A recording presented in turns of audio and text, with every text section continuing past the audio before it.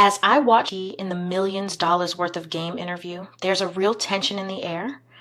Every word feels loaded, like he's sending a message to someone specific in the industry. The $1 million worth of game interview featuring Pooh Shiesty unfolds less like a traditional promo run and more like a layered reflection on survival, loyalty, and quiet tension within the music business.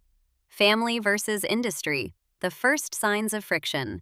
As the conversation shifts to his incarceration, a noticeable contrast emerges. Pooh Shiesty repeatedly highlights the unwavering presence of his family, especially his father and close relatives, during his legal struggles. However, when discussing courtroom support, there is a subtle but telling absence. Very few industry figures or label representatives were present. He avoids directly criticizing anyone, but the emotional undertone suggests disappointment. To a neutral observer, this moment stands out as one of the clearest indicators of friction. Without explicitly naming his label, he draws a line between real support, family, and conditional support, industry relationships. Indirect commentary on his contract.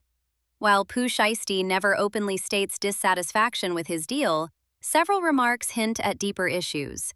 He references being forced to play the game more strategically, suggesting past situations where he lacked control.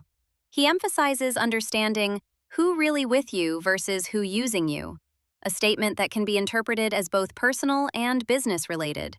The fact that a contract discussion allegedly led into a violent situation, as referenced in the broader narrative surrounding him, adds another layer of tension around deals and trust.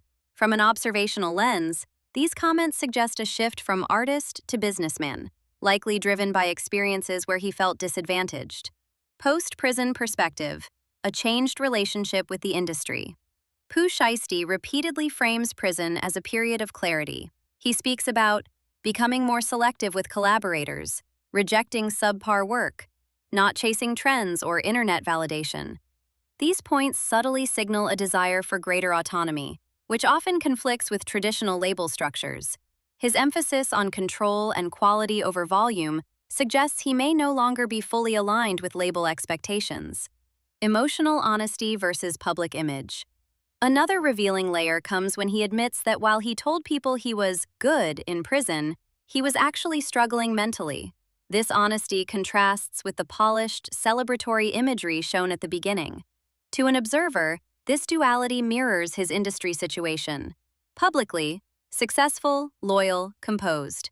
Privately, reflective, cautious, and possibly disillusioned. Loyalty, absence, and unspoken tension. Throughout the interview, Pooh Shiesty avoids direct criticism, especially of his label, but his storytelling leaves gaps that speak loudly. He highlights who showed up, but not who didn't. He praises loyalty, indirectly exposing its absence elsewhere. He stresses independence and awareness, suggesting lessons learned from prior business dealings. This creates a pattern of saying without saying. Final observation, a controlled comeback. By the end of the interview, Pooh Shiesty positions himself for a comeback. New music, a project, FDO, and renewed focus. However, the tone is noticeably different from a typical artist relaunch.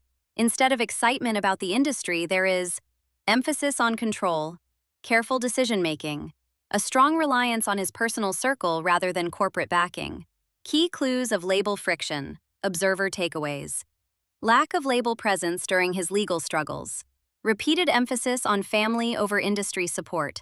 Statements about learning the game and being more strategic. Increased selectivity and desire for control. Subtle emotional undertones of disappointment without direct accusation. Overall neutral conclusion. From a third-party perspective, the interview is less about celebration and more about recalibration.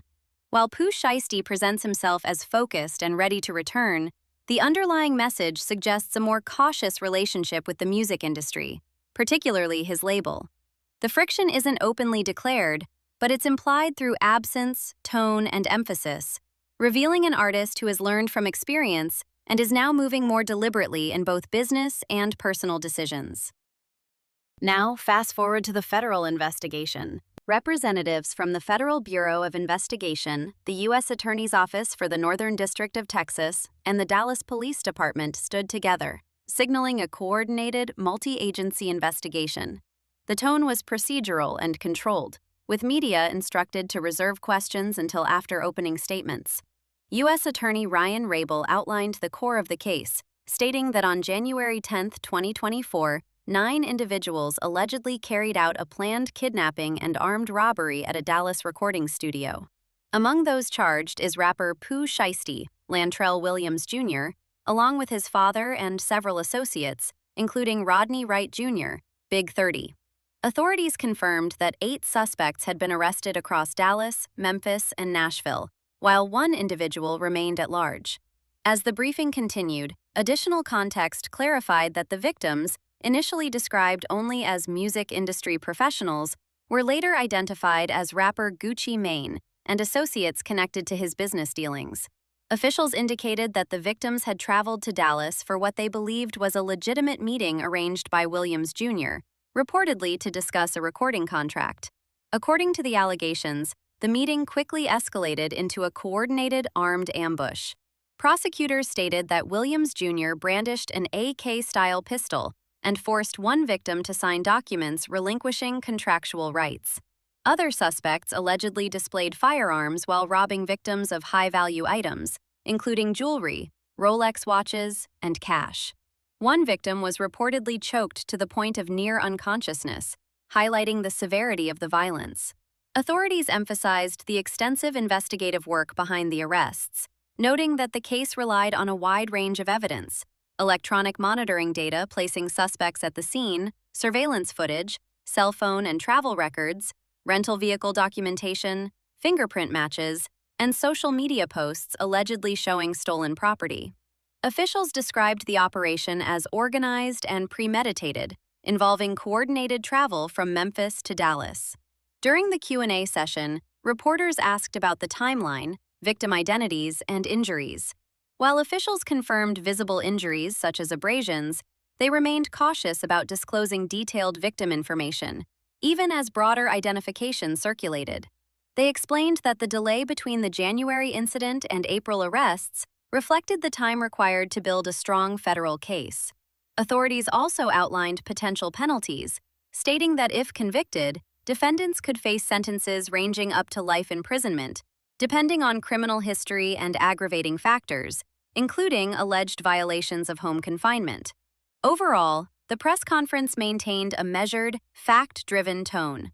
Despite the involvement of high-profile figures like Gucci Mane and Pooh Shiesty, officials consistently framed the case around evidence, legal process, and interagency cooperation, reinforcing the broader message that violent crime will be pursued and prosecuted regardless of status or notoriety.